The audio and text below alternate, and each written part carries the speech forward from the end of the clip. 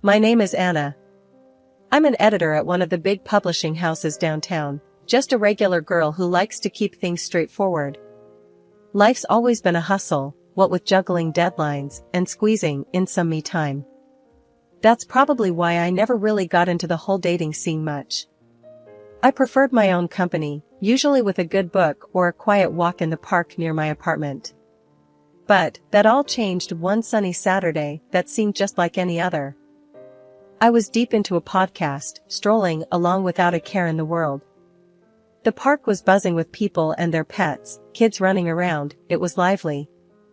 I guess I lost track of where I was walking because the next thing I knew, a guy on a bicycle nearly collided with me. "Watch it," he yelled, swerving at the last second. His tone was harsh, the annoyance clear in his voice. "I'm so sorry," I blurted out, pulling out one earbud. I hadn't realized I'd wandered onto the bike path. He stopped his bike and turned around, looking more amused than angry now. "You gotta watch where you're going. This path's a jungle sometimes." "Yeah, my bad. Totally my fault," I admitted, feeling a bit embarrassed. I brushed a stray lock of hair from my face and gave him a sheepish smile. He laughed, and just like that, the tension dissolved. "I'm Tom," he said, extending a hand. "Anna," I replied, shaking his hand. His grip was firm, confident. "So, Anna, always this distracted, or is it just my charming presence?" He had this cheeky grin that made me chuckle. "Just a long week at work. My brain's off enjoying the weekend already." "Fair enough. I was just about to grab a coffee at that place over there." He pointed to a small cafe at the edge of the park. "Care to join me? You know, as a peace offering for almost sending me flying." I considered it for a moment. He seemed nice, and honestly, I could use a coffee. Sure, why not? I could use a good coffee story to tell. As we walked to the cafe, Tom was easy to talk to. He told me about his job at a car sales company and how he liked to spend his weekends biking or hanging out with friends. He wasn't from the city, he moved here because he thought it offered more opportunities. "You know, big city dreams and all that," he said with a smirk. I shared a bit about my job too, how I loved books and ended up making a career out of that passion. "Beats being stuck in a cubicle doing something you hate," I added. We reached the cafe and ordered our coffees. While we waited, I couldn't help but notice how comfortable I felt around him. It was strange because usually, I'm a bit reserved around new people. But with Tom, the conversation just flowed. After meeting Tom, we started hanging out more. He was funny and easygoing, but it wasn't long before I started noticing little things that bugged me. It was nothing major at first, just small comments here and there that made me raise an eyebrow. One Saturday, we decided to go out for dinner, and somehow, the topic of careers and family came up. We were just chatting about work and life, nothing serious, or so I thought. "So, how's the book world treating you?" Tom asked, taking a sip of his beer. "It's busy, as always. Deadlines don't stop for anyone," I replied, poking at my salad. "Yeah, I get that. But you wouldn't want to be stuck in that forever, right? I mean, eventually, you'd want to settle down, maybe cut back on the work hours," he said, casually. I paused, fork midair. "Not really, Tom. I love what I do. I don't see myself giving it up anytime soon or ever, really." Tom shrugged. "Sure, but what about when we have kids? Wouldn't you want to be around more?" The question caught me off guard. "We?" I chuckled nervously. "That's jumping way ahead, don't you think?" He laughed it off. "Yeah, you're right. Just thinking out loud, I guess." I tried to shake off the discomfort, but it lingered. A couple of weeks later, Tom invited me to have dinner with his parents. I figured it was a good sign, things getting serious and all. I was nervous, but hopeful. That dinner, though, it opened my eyes a bit more. His parents lived in a cozy, well-kept house in the suburbs. His mom, Mrs. Reed, was all smiles when we arrived. "Anna, so lovely to finally meet you. Tom has told us so much about you," she gushed. pulling me into a hug. "Thank you for having me, Mrs. Reed." "It's great to meet you too," I managed to say, returning her smile. Dinner was served, and everything was going well until Mrs. Reed started talking about family and marriage. "You know, Tom was always the responsible one," she began, serving herself some more potatoes. "We've always told him the importance of finding a good girl who knows her way around the house." Tom's dad nodded. "Absolutely. It's about building a good foundation, you know? A man needs to provide, and a woman, well, she takes care of the home." I glanced at Tom, hoping he'd say something, but he just focused on his food. Mrs. Reed continued. "It's how we raised our boys. Family first, right, Tom?" "Right, Mom," Tom said, finally looking up. His agreement felt like a punch to the gut. I tried to keep my cool. It's interesting because I've always been pretty career-oriented. I love my job, and I believe in contributing equally. Mrs. Reed smiled, a bit too sweetly. "Of course, dear. But you'll see, priorities change when you start having children. It's only natural for a woman to want to stay at home with her babies." The rest of the evening, I felt like I was in a fog. We left shortly after dinner, and on the drive back, the air between us was tense. "Your mom has some strong opinions about family roles," I said, breaking the silence.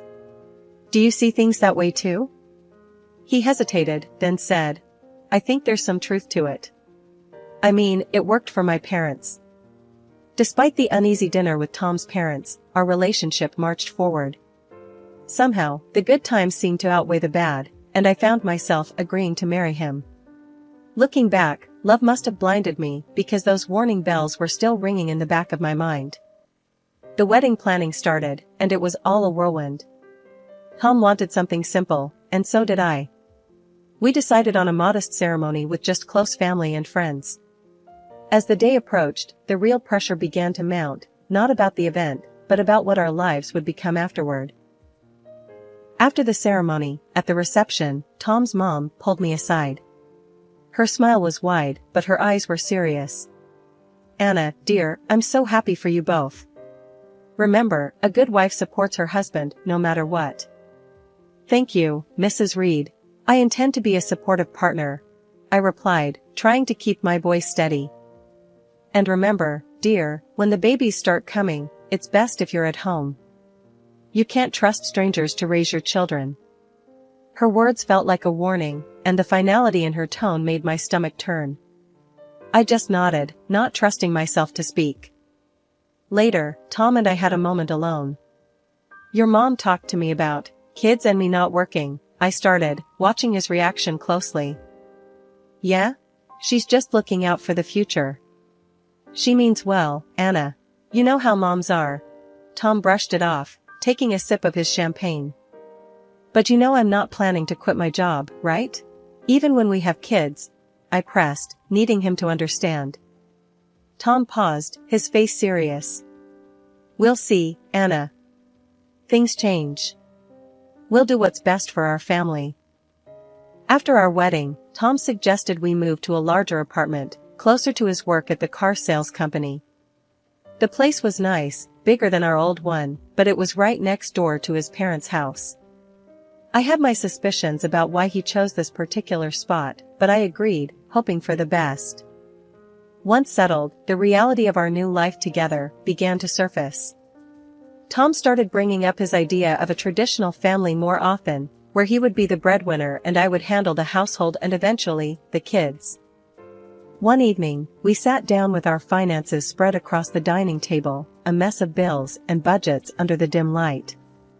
I tried to show him how keeping both our jobs was more beneficial, especially with the economy being unstable.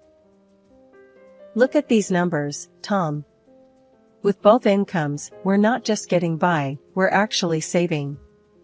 It makes no sense for me to quit my job," I said, pointing at the spreadsheet. Tom shook his head, pushing the papers away slightly. "It's not just about the money, Anna. It's about having a real family life. You know, like my parents had." I sighed, my frustration growing. But it's not the past, Tom. Things are different now. We both need to contribute. He didn't seem convinced, and the discussion ended with a heavy silence. The situation got more complicated with his mother, Mrs. Reed, living so close. She dropped by often, unannounced, each visit with a new critique about how I was managing our home. One afternoon, I was sorting through some work emails when she came in. Without a greeting, she started inspecting the house, wiping her finger along the bookshelf, looking for dust. "Anna, you really should focus more on keeping a cleaner house. A dusty home is not a healthy home," she said, her tone sharp. I clenched my teeth, trying to keep my cool. "I cleaned yesterday, Mrs. Reed. And I work full-time. It's just a little dust." "That's just it, you work too much. If you were home more, maybe things wouldn't slip through," she countered, walking over to the linen closet next. She pulled out a sheet, checking for any signs of improper laundering. I followed her, my hands balled into fists at my sides. "I manage my time just fine, Mrs. Reed. Tom and I are both happy with how things are." She tooted, shaking her head as she moved to the kitchen to scrutinize the contents of our fridge. "A woman's place is taking care of her home and her husband. These modern ideas about women needing careers are nonsense." Every comment stung, and I felt my defenses rise. "Maybe that worked for you, but I'm not you. I won't just quit my job to become someone I'm not." When Tom came home that evening, I tried to explain how suffocating his mother's visits were becoming. He listened, but his response chilled me. "Mom's just trying to help, Anna. She has a lot of experience running a home. But it's our home, not hers. I need you to stand up for me, for us," I pleaded. Tom looked torn, but he finally said, "She's my mom, Anna. She means well. We should at least consider her advice." The argument that night was long and painful. We went to bed angry, the first of many silent nights. As the days turned into weeks, I felt more like an intruder in my own home, constantly judged and found wanting. The pressure to conform to an outdated idea of a wife was relentless, and my resolve to maintain my independence was tested every day. As the months rolled by, Tom's nagging about me not pulling my weight at home started to increase. He'd come home from work, look around with a scowl, and comment on the dusty shelves or the dinner that was either too bland or overcooked, because I'd rushed it after a long day at the publishing house. His favorite refrain became, "If you can't manage both, maybe you shouldn't be working." One evening, after a particularly harsh critique of some slightly undercooked pasta, Tom let it drop. "Anna, I'm serious.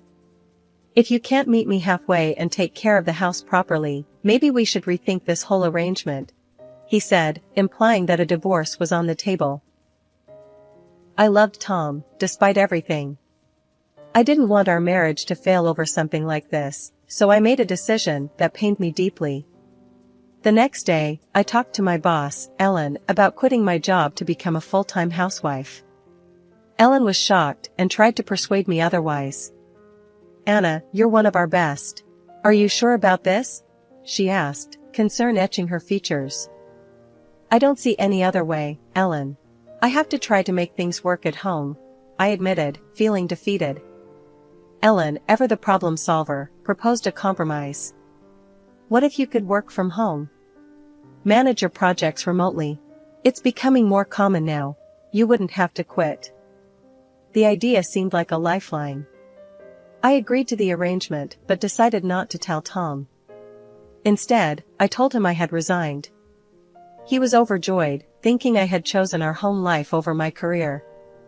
So, I started my new job as a housewife, seeing Tom off to work each morning and greeting him when he came home. But as soon as he left, I'd power up my laptop and dive into my editing work. It was a strange double life, but it worked. The money I earned from my remote job, I secretly saved in a separate bank account, just in case. However, living on just Tom's salary was tougher than we'd thought. Despite my best efforts to economize, 3 months later, we were scraping the bottom of the barrel. I tried to bring up the topic gently. Tom, I think it might be necessary for me to go back to work. We're running through our savings too fast. Tom's reaction was swift and angry. That's because you're spending too much.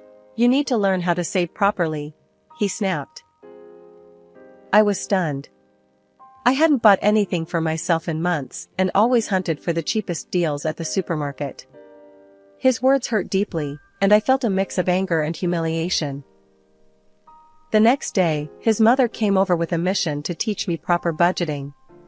She dragged me to the store and pointed out the cheapest, often poorest quality products. Buy these, Anna. Stop wasting money on expensive stuff, she lectured as we walked down the aisles. Back home, she showed me how to dilute dish soap to make it last longer. You use too much. You need to make do with less, she instructed, her tone patronizing.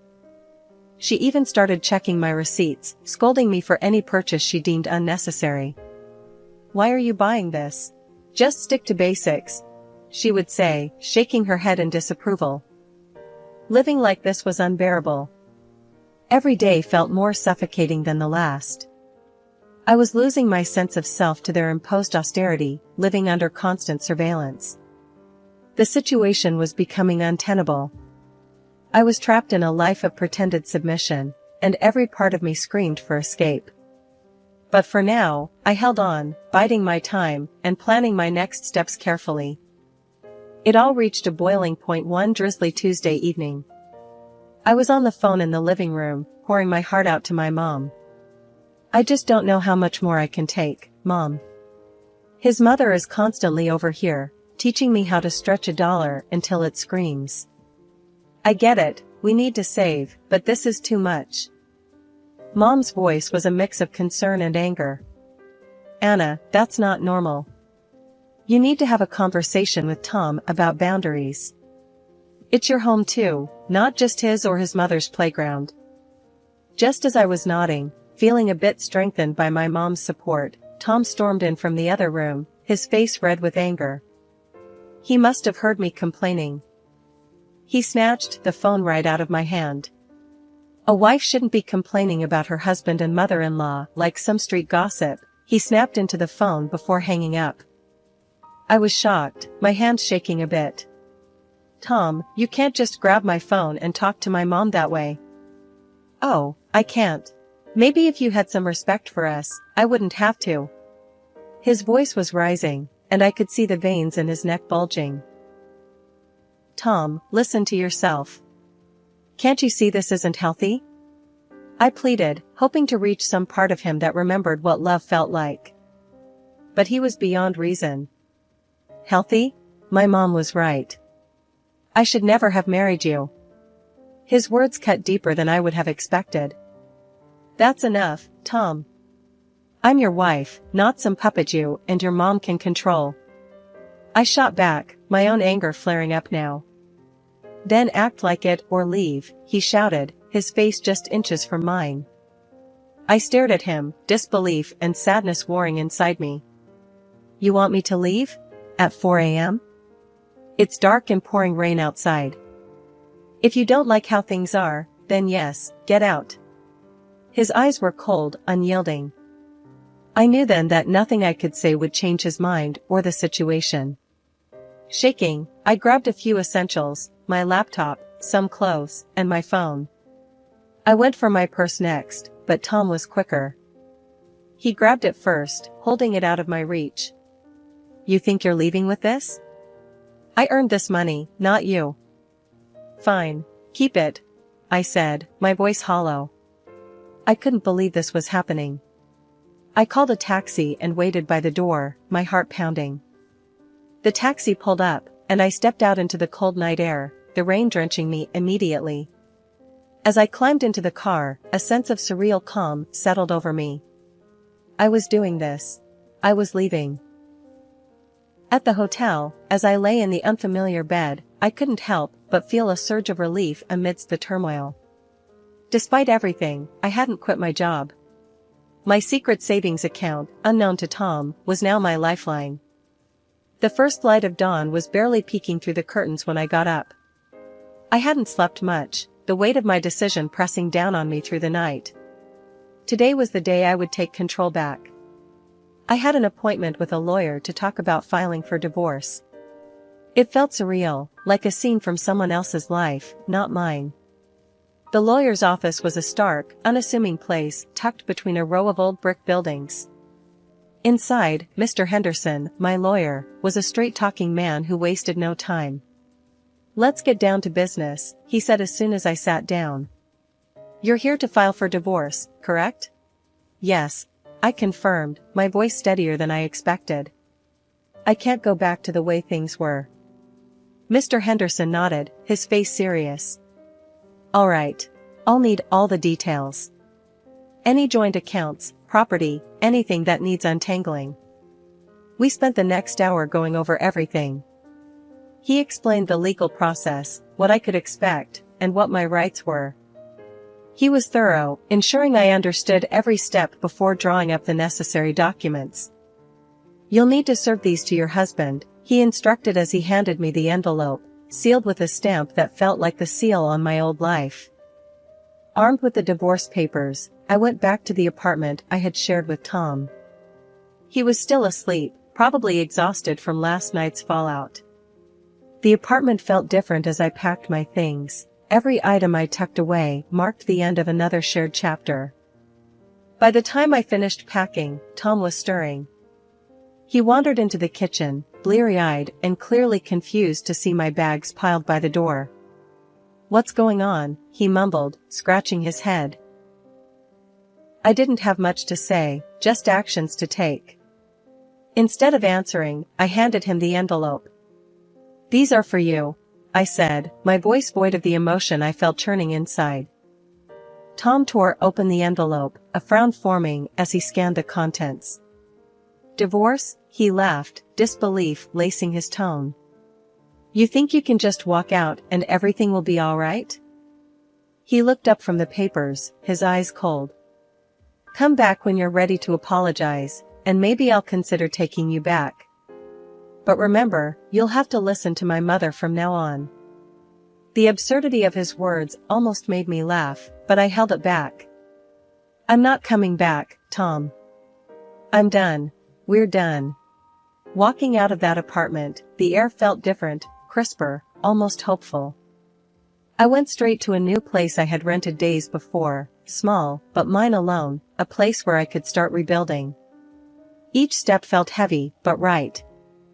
A few weeks after moving in, I was back at the office, fully immersing myself in the whirlwind of publishing deadlines and author meetings. Being around my colleagues again, feeling the familiar rush of a fast-approaching deadline, it reignited a spark in me that I thought I had lost. Days at the office turned into weeks, and soon, I was back to my old routine, juggling manuscripts and deadlines with a newfound efficiency, fueled by my recent personal upheavals. It felt good to be back, really good. The familiar landscape of texts and typos was more comforting than I could have imagined. During this time, I reconnected with old friends, people who had known me long before Tom. We gathered for drinks after work, shared meals on weekends, and slowly, I started feeling more like myself than I had in years. Their laughter and light-hearted teasing grounded me, and in their company, I rediscovered parts of myself I'd forgotten. A few months into this new phase of my life, an unexpected call came. It was Tom.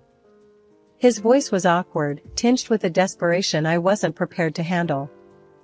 "Hey, I got laid off. Things are pretty rough," he started, his words stumbling over each other. "I was thinking, maybe you could help me out? Financially?" The request hung in the air, audacious and somewhat insulting, given our history. "And, maybe we could start over. Rebuild. I mean, if you apologize to me and my mom, show some commitment here." His voice trailed off, hopeful yet uncertain. I couldn't help it, I burst out laughing. The sheer absurdity of his proposal, after everything, was too much. "Tom, you really think I'd come back, support you and your parents, after you kicked me out? You're out of your job, and suddenly all your high and mighty principles flew out the window?" There was a pause on the line. "So, that's a no?" He sounded smaller somehow, deflated. Tom, I'm doing well. Really well. And honestly, I'm enjoying my freedom too much to give it up again. I hope you find your feet, but it won't be with me. My words were firm, the final nail in the coffin of our relationship. After hanging up, I felt a surge of empowerment. Tom's call, although ridiculous, had affirmed something vital for me. I was truly free now, and no offer or plea was going to change that.